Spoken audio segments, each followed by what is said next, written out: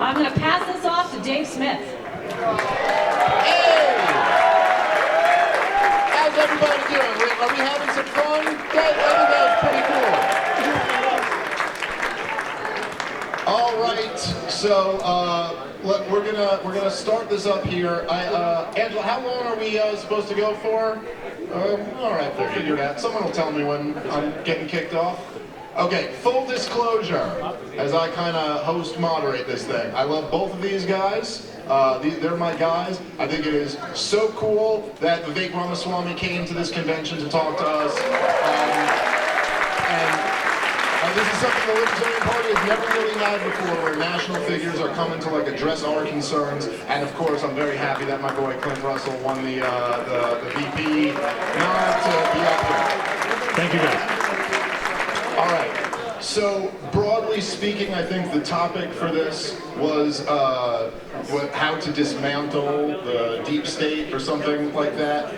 One of my favorite things about you, Vivek, I shouldn't say one of my favorite things, my favorite thing about you and what your campaign and your voice has kind of been directing is this kind of, I think one of the things missing from the populist Trumpist movement in this country is a direct focus on a reduction in the size and power and secrecy of government. And it's one thing to kind of say in the abstract, we're going to drain the swamp. But if spending is going up and the spy agencies always have their secrecy, the swamp by definition is not drained. Can you speak to that a little bit? Yeah, so look, this is part of the fork in the road the Republican Party I was talking about. A lot of well-intentioned Republicans believe that you have to reform this administrative state. Fire Christopher Wray, you will hear. And then wait for applause line afterwards, right? It doesn't work because if you cut off one head of an 8-headed hydra, it grows right back. You have to gut it at its core. And so I am of the belief the only correct answer is actually to shut it down and start from scratch and don't rebuild the same cancer you created in the first place. This is practical. So they say the president can't do this. Actually, beautiful thing about the law is, one of these politicians ought to try is I could try reading it. Turns out the president, there are these civil service protection rules which I'm against, which say I can't fire you because I disagree with your views on abortion or whatever. Fine. Say what you will. Those rules do not apply to mass layoffs. And mass layoffs are absolutely what we need to bring to the DC bureaucracy. And what Elon Musk did to Twitter, we need to bring on steroids to DC. And you know what? Anytime, and here's the other step of this that we don't talk about enough, anytime one of those government officials has pressured a private sector actor to do something that the government official couldn't do directly, we got to disclose that. You can call it the Twitter files in the case of one company. I call it the state action files. Anytime a government actor has done something through the back door that they couldn't through the front door, at least we as the public have to actually see it. And I think that combination of transparency and actually be willing to shut down and mass fire large numbers of people is what it's going to take, because no other amount of reform can actually get that job done. No disagreement, actually. I would just add that what I find confusing is that it was James Comey and Crossfire Hurricane that was responsible for ultimately spying on and attempting to coup Donald Trump. And there's this rhetoric about, well, we need to shut it down and we need to start from new, but it implies that the institution itself isn't the fatally flawed institution. Like, do we need a federal police force, which is essentially what the FBI is? Do we need a central intelligence agency which goes around toppling dictators and fomenting coups? And no, the answer should be no. They topple democratically elected governments too. Yes. in fairness. So I think that is probably the biggest divide from our conversations in the past, is like, it seems to me that America got off the path that it was supposed to be on sometime around the foundation of the central bank and the FBI and the Woodrow Wilson. Yes, yeah, the progressive era. So why can't we rewind? Why do we have to not just fire and cut and shut down and rebuild, but rather just shut down, abolish, and be done with it? So let's start with step one, right? Because we've got the long run future, and then we've got the next 12 months. And I think that the moment we live in right now, we gotta we cannot let this one slip our hands right now, is within 8 months, within 9 months, I believe we will be in a position to turn a lot of this into reality. And you got to take one of two risks, right? Because you can't say, I'm going to cut exactly the amount that I need to. None of us is God, okay? The way you got to look at it is there's one of two risks you're going to take. One risk is you're not going to cut enough. You cut fat, but you don't cut enough fat, but at least you're not cutting muscle. The other risk is you're going to say, you know what, I'm taking a risk, but I'm cutting so much that I'm going to risk actually cutting some muscle. That's the risk I think we got to be willing to take. That's the risk we got to take. So that's the next step. And then if we discover that we cut some muscle, right, and something happens that we didn't know about, and we're like, oh, no, that was really necessary. I'm open to taking the risk to say we learned that the hard way, and then we will rebuild what we're missing. So that's the way I look at it. Maybe we'll need that step, and maybe we won't. And I suspect in 99% of the cases we'll discover that we didn't. Yeah. But step one is step one. Yeah. And step one is actually making the afuera. Well done. So I think that's the way we got it. We got to bring a little Javier to the United States of America. Completely agree. On steroids. Mucho Milei. I love meeting that guy earlier this year too. He's an animal. So I think he'd be a good advisor to the next administration, I think. You, of course, when you met him, I think I remember you said that he's a big Mises guy and you're more of a Hayek guy. Yeah. He actually is a big Rothbard guy. He's a big Rothbard guy. Now, what he told me, because I said that beforehand, and then when he saw me, he's like, actually Rothbard. So I said, okay, I can only get so erect. Now,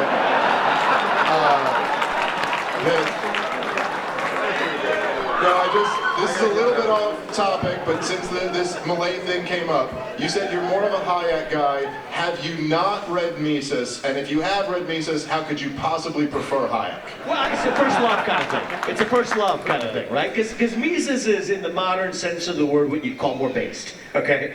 But Hayek was actually the constitutional liberty was my first love. Fair enough. And so you gotta what brought you in, right?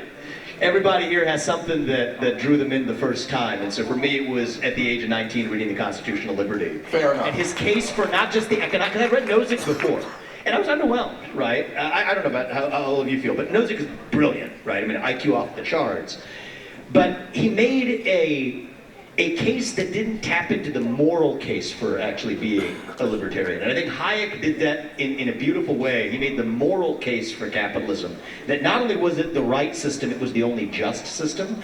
And I think the constitutional liberty, the part that stood out to me the most, actually, and bringing me back to my own, late teen years here, is he said, you don't actually respect your fellow human if you condescend upon them so much to say that their own worth is tied to their financial worth. Right? So if the whole premise for the redistributionist project was that your own financial worth is tied to your moral worth, that means you are morally so worthy that you deserve some iota of distribution. That means it causes you to still adopt that same premise and say, well, therefore, because you have less, you're still worth less, which is actually how we operate in an otherwise crony capitalist corrupt system where you're able to buy the favors you want, but it's actually degrading to the very people who you supposedly help. And so that drew me in a way that could speak to a 19-year-old in a way that still leaves me a Hayek guy, even though I can acknowledge that Mises might be the more based. Okay. All right, fair enough. It's a fair answer that the guy who brought you into this always has a special place, because to this day I would take a bullet for Ron Paul. And so just because he was the guy who introduced me to this stuff. He'll be here on Sunday. You'll have your chance. Well, I mean, you'd have to be more than be here. And also, okay. Anyway, Could I don't actually want to. Could I ask a follow-up? Sure. Go. All right. Because I like a lot of what you have to say. I genuinely do. And I think that the 75% across the board federal headcount cuts is like that is a massive step in the direction of saving this country, and I genuinely mean that. What I don't understand is Donald Trump and your support of Donald Trump in this regard. This is my genuine belief that the FBI actively worked to undermine a sitting president. I think they're also arguably, if not factually, responsible for the assassination of civil rights leaders and former presidents and other political leaders. Why, in God's name, is Donald Trump talking about building a new building for the FBI in Washington, D.C.?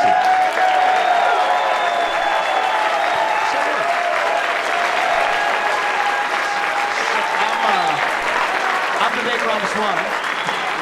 And I know. I'm sure. Also, listen, the guy loves buildings. but what I will say is, I'll simply say a few things about this.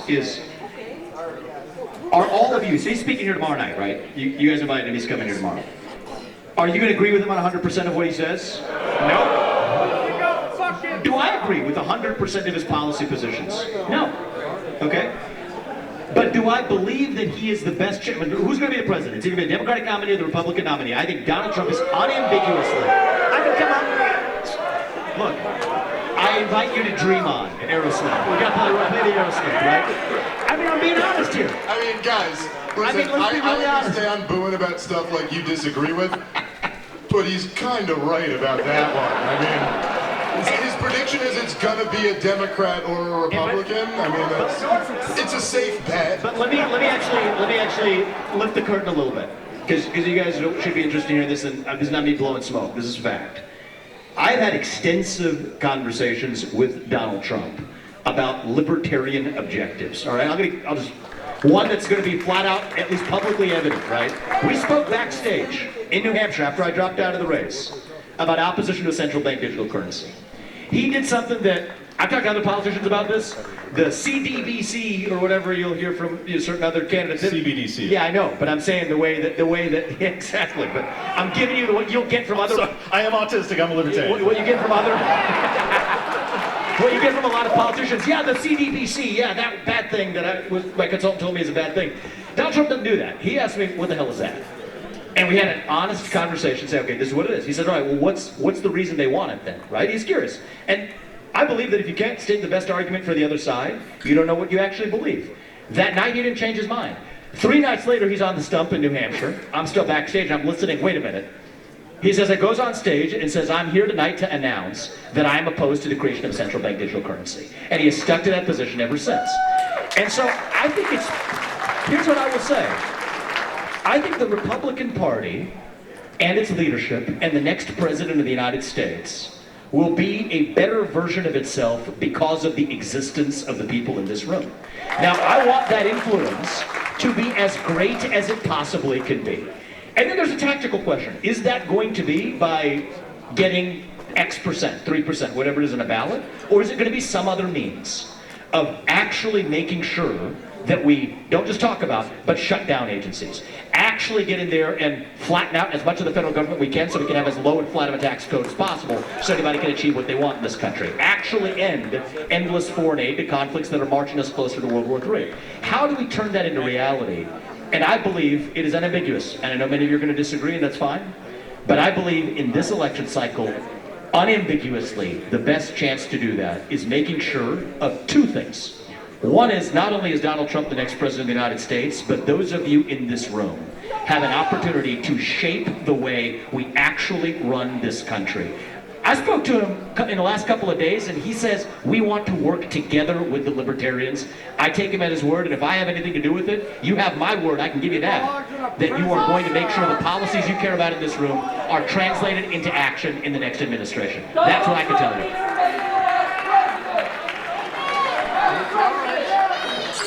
Thank you. That was like a friendly comment. I appreciate that. Yeah, that was a friendly comment delivered in the most aggressive way I've ever seen. You should be fucking vice president, man. And you're like, all right. I've never been threatening to be before. That's how it happened with me, but that is fair. Well, let me ask this question, and I'll ask this to you, Clint, because look, there's definitely a point here that Vivek is bringing up, that whether we like it or not, the reality of the situation is we live in this kind of uniparty, 2 wings, and it's gonna be a Democrat or a Republican who's the next president. Do you think that, given the fact that Donald Trump was president for 4 years, do you think we've seen much to indicate that the people in this room will be shaping his policy in any meaningful way if he's in again? This probably isn't going to make me any friends in the GOP, but I'm going to tell the truth because that's what I promised you guys on the stage just about an hour ago. I'm very concerned about some of the maneuvers that I've seen and some of the rumors that I've heard, particularly when it comes to the foreign aid package that was passed just last month. You have You have Lindsey Graham, you have a handful of Boris Johnson, God knows how that fat idiot would know, but he also said that Donald Trump was ultimately the one that was responsible for greenlighting $100 billion additional dollars that are going to proxy wars against nuclear powers. That is not America first. That is not make America great again. That is neoconservatism. That is Nikki Haley. That is the person that you ended their political career. Tell me why Donald Trump is better, because I can't see it. I don't understand what's happening there. So I had somebody in it.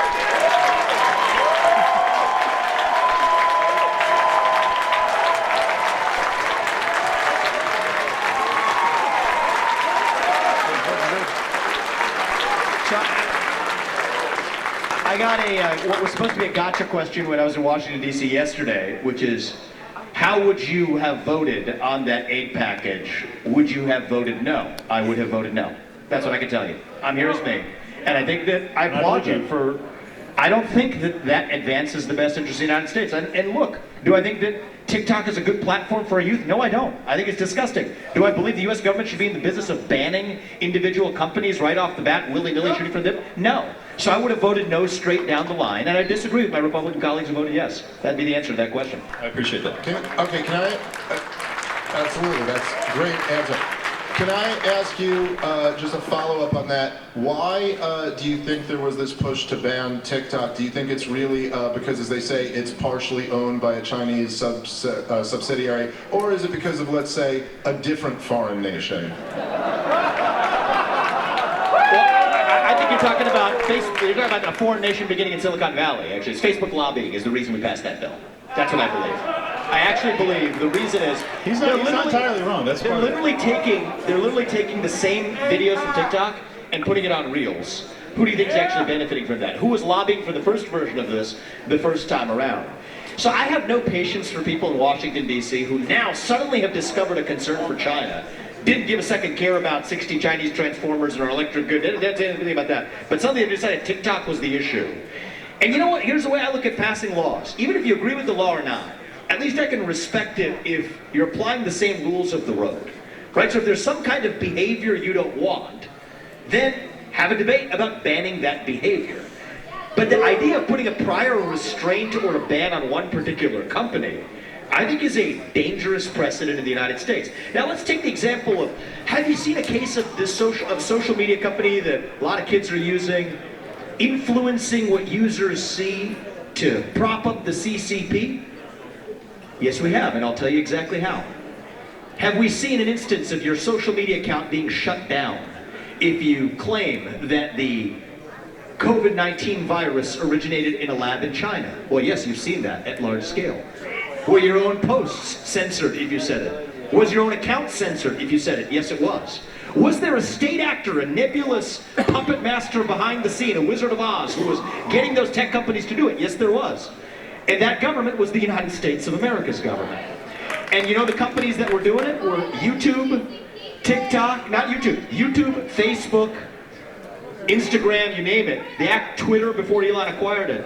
So that's what I think is, this whole thing is a farce. It's a smokescreen they've created. Do I think that TikTok is good for a good influence on young people? No, but that's a separate question from asking whether you're going to pass a bill banning the existence of one random company. It's unprincipled, it's unconstitutional, and that's why I'm against it. You can both at once believe something is bad for someone while saying it's not the government's job to be in the business of banning it. I appreciate that. Couldn't agree with that more.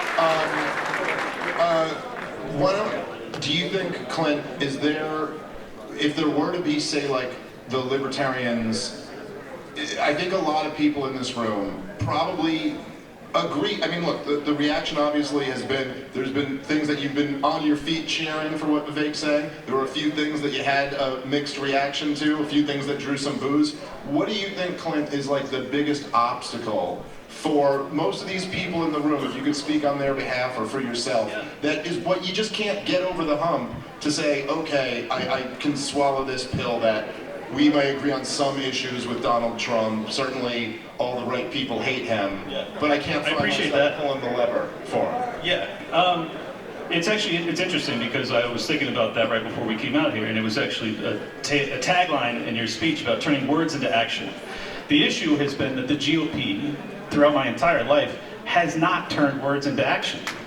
They have.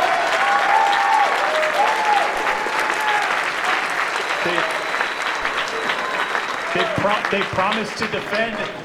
They've promised to defend the Constitution. When? I'm going to die before they do it. I mean, this is my deep-seated concern. They also talk about limited government. They talk about ending the wars. They talk about bringing our troops home. When? It's not happening. So the reason the Libertarian Party is as viable as it is, the reason that Donald Trump and yourself and even RFK are here this weekend is because the election margins are so thin that you guys need us. And I appreciate that you're willing to come and talk to us, because there's not real animus, particularly between you and I. I have a tremendous amount of respect for you. But there is a tremendous amount of animosity between myself and the GOP, who has ran around talking as if they're Ron Paul and then governing as if they're John McCain.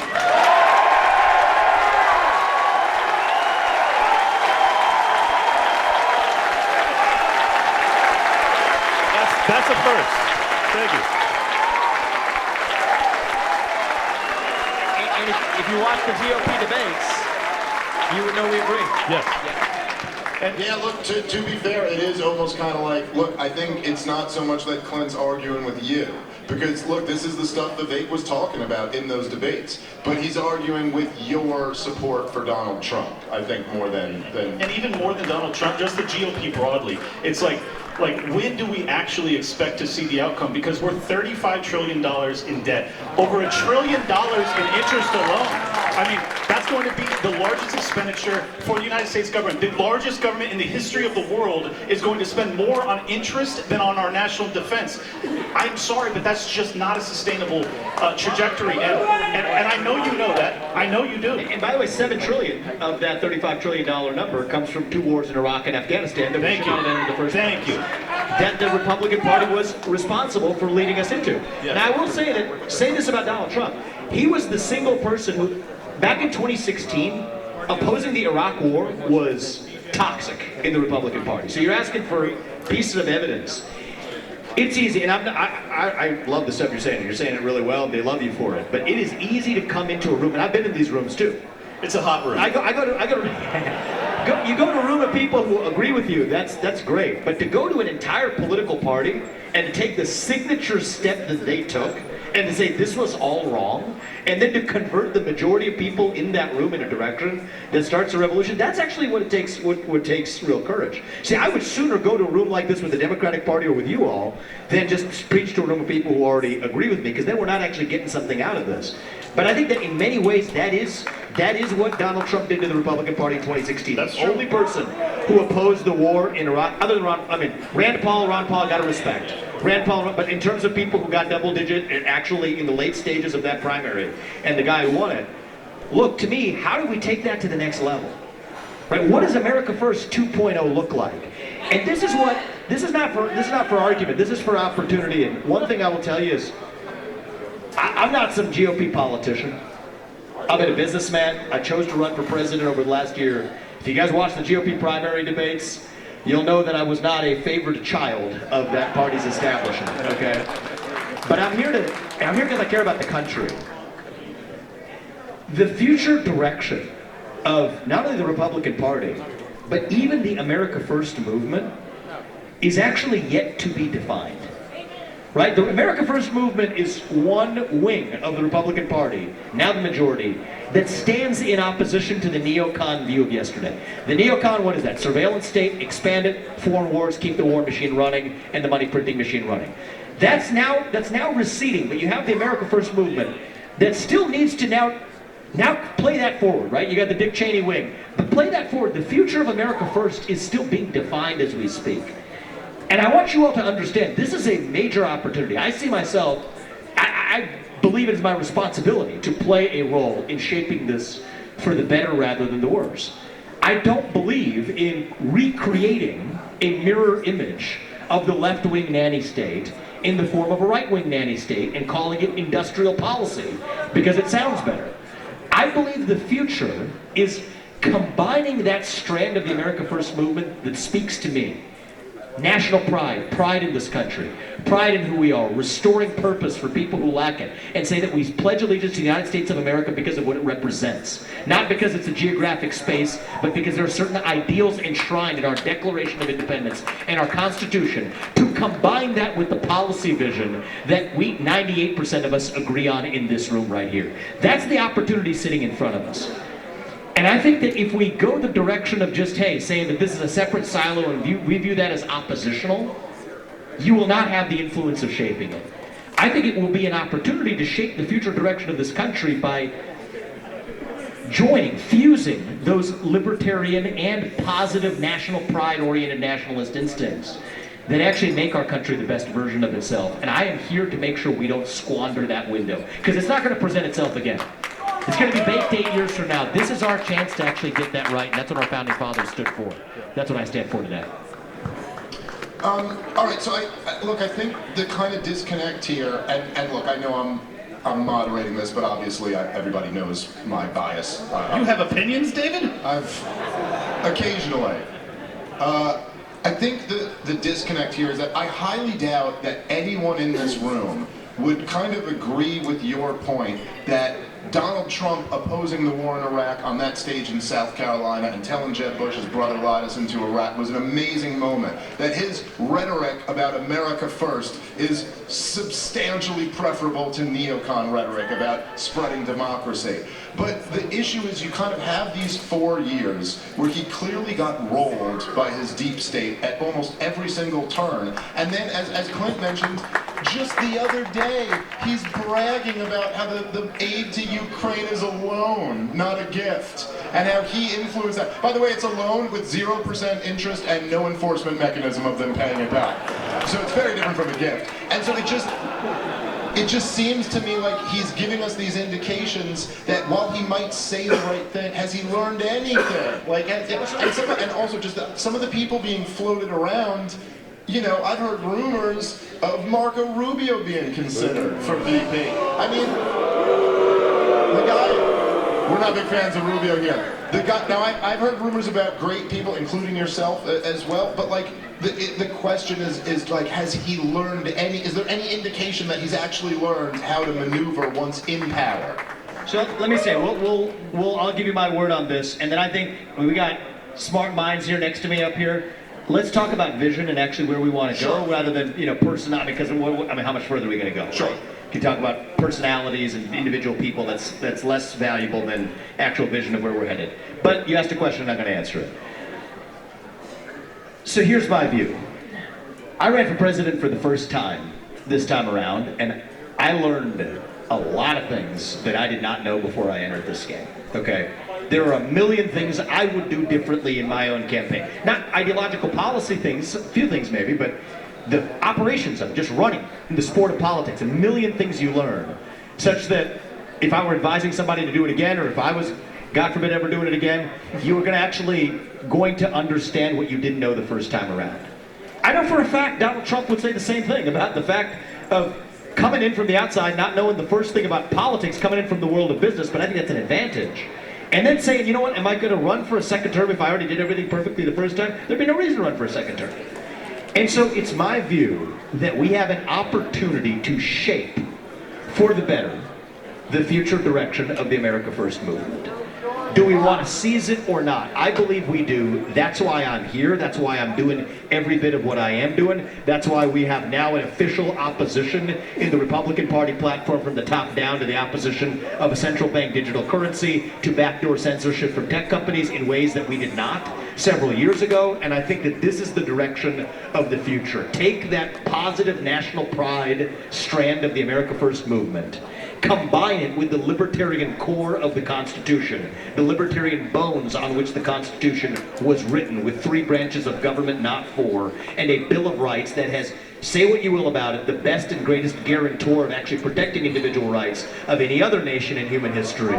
Combine those 2 things, that's our future ahead, and that's why I'm here. And you know what? Is anybody perfect? We're going to say this. Am I perfect? Is anybody in this room perfect? Is anybody God? Raise your hand if you're God. I'm not. Okay, just Dave Smith. A couple of them back there too, so you're going to have to duke it out. He'll be around. But for the rest of you, Ron Paul.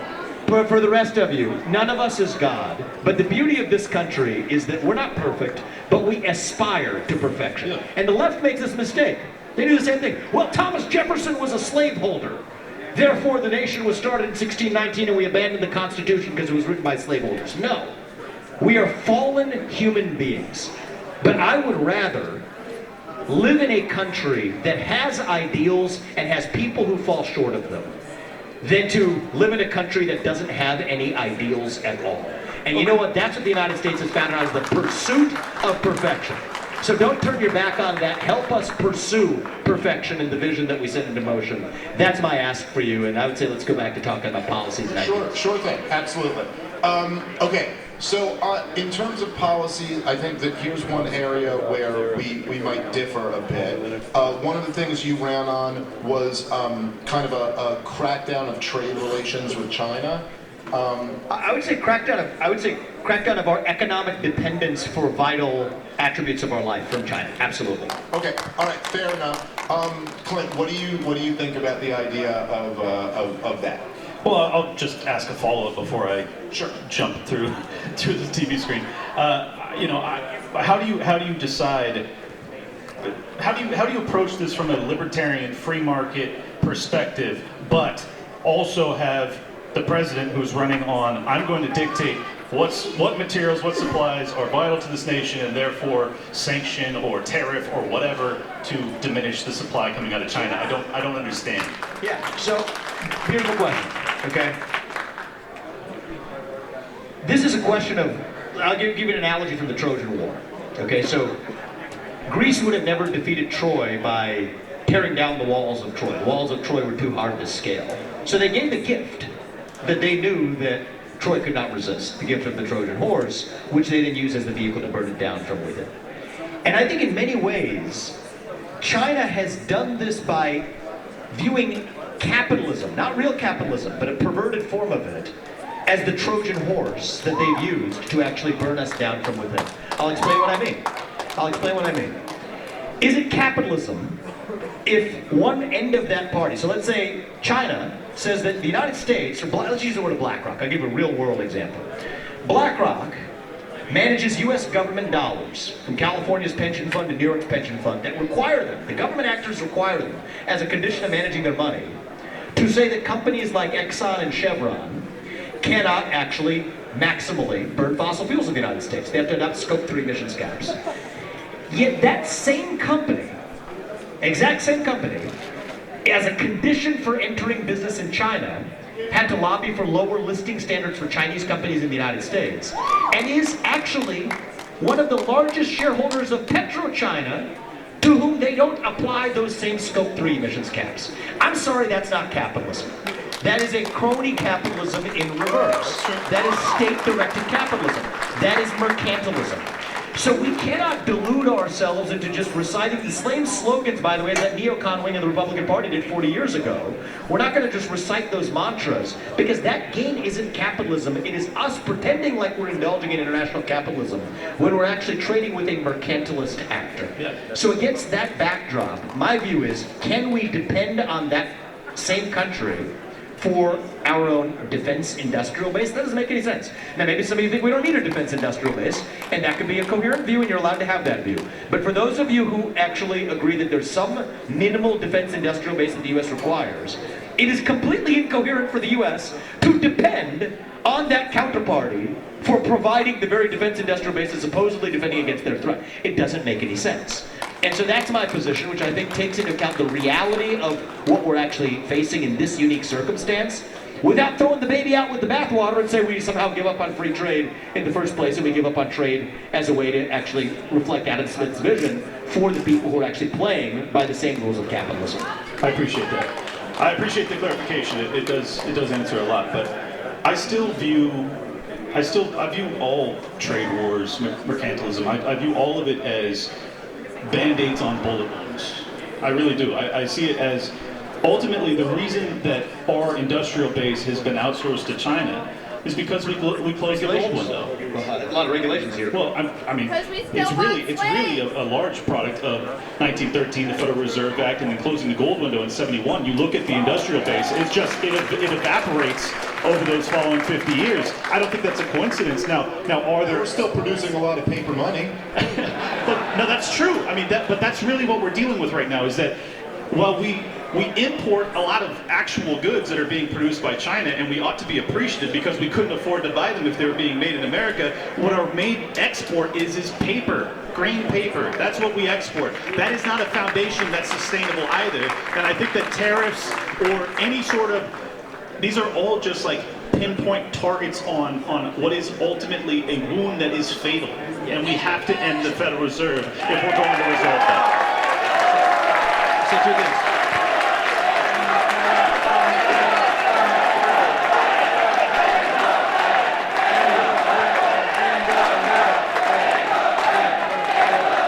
When's Ron Paul coming? Ron Paul will be here Sunday night. Sunday night, right. So I'll say two things in response to this. First is, we're not going to, here's a deep agreement. We're not going to beat China by being in China. Okay, that much I definitely agree. Look at the central bank digital currency. The main argument for it in the United States is that China's doing it. Why is China doing it? They're doing it because they want to be able to wipe your bank account clean if you say something that the government doesn't agree with. So keeping up with the Joneses or the Jinpings is not an answer for why we do something here in the United States. So there we deeply agree. You know what country banned TikTok before the United States did? China, actually. So we're not going to beat China by being China. The point of monetary policy, you're not going to find daylight between us. I think that our dollars should be pegged to commodities that actually have real value, that purposefully tie the hands of the federal government. That's a hard answer. But China I think that is a necessary but not sufficient answer to the question. Because I think China has understood that the gain from trade model only works if you have a commercial actor on the other side. But if somebody else is guided by non-commercial goals, engaging in a system that was designed for actual engaging in mutual commerce, they're able to advance political goals through a vector that was exclusively designed for trade. And I think that's the trap we've fallen into. And you know what I want to avoid? I don't want, and you're going to talk foreign wars on one side of the world, I don't want a foreign war on this side of the world either. But in order to wake up to that reality, we got to say that if you're not playing by the same set of rules, open up our trade relationships with Japan and South Korea and India and other countries where we've restricted it. If you actually want to declare economic independence from China, producing in the United States is good, but you got to be open to every other mechanism to do it too. So I think that's where we might find some common ground. Very good. All right, so let's talk a little bit, because the broad topic of this was about the deep state, but we were covering a lot of things. But I will say that here's an area where I do think there's some daylight between the two of you. I hear you talk a lot about the FBI and the CIA, the NSA. Another three-letter organization which is just as bad, is the DEA. And I you've kind of taken like a very aggressive posture toward drug cartels in Mexico, even at one point talking about a drone campaign against them. Why don't you just support calling off the stupid, disastrous war on drugs? I'll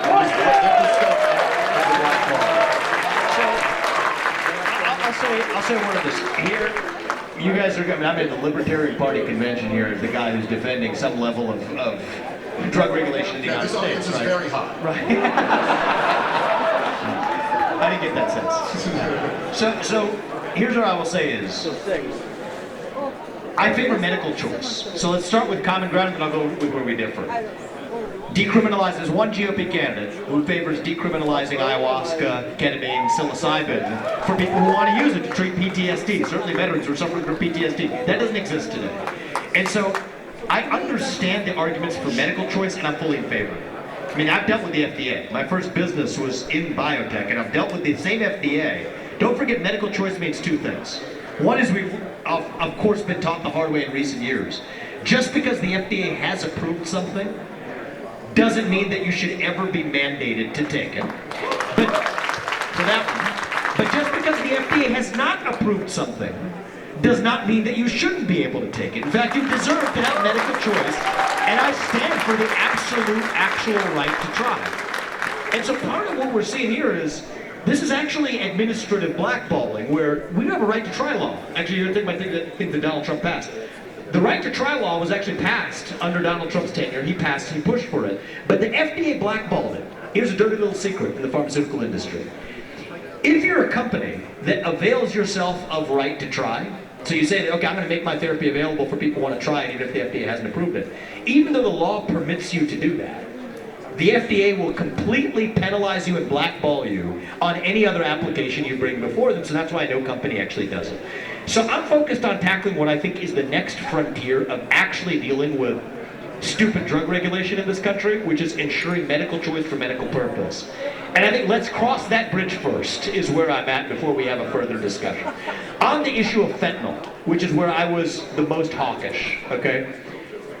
I don't think it is a drug overdose if somebody takes something that they don't know contains a substance and then die from it.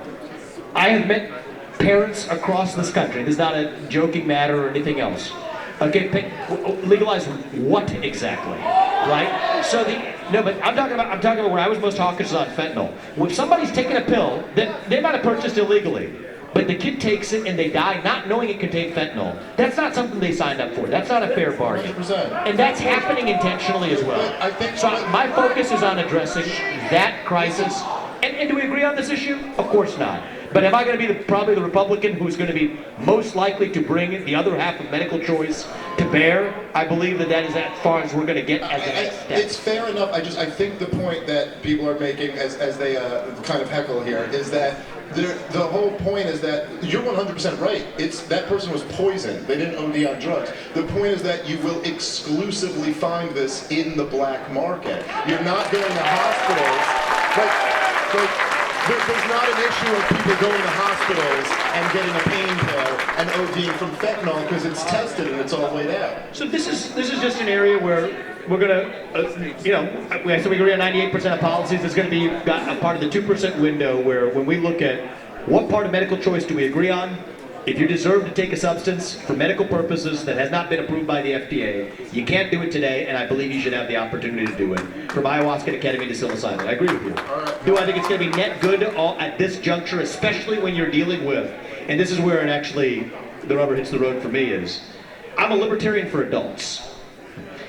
Kids aren't the same as adults. Agreed. And so that's, I think, where I also draw a big line of impact, and that informs a lot of the views and the stances I've adopted. Okay, well, I 100% do agree with that. Kids, if my kids are listening, you have zero rights. All right. Guys, I've been giving the sign that I got to wrap up. I really enjoyed this so much. Thank you, Clint Russell, Vivek Ramaswamy. Thank you guys so much. Hey, give it up for Vivek. He didn't have to do this. Hey, I just want to say thank you guys for welcoming me. Thank you guys for keeping an open mind. You've had an impact on me. Give a round of applause to Clint and a great moderator, Dave Smith, as well. Thank you guys. Appreciate the warm welcome.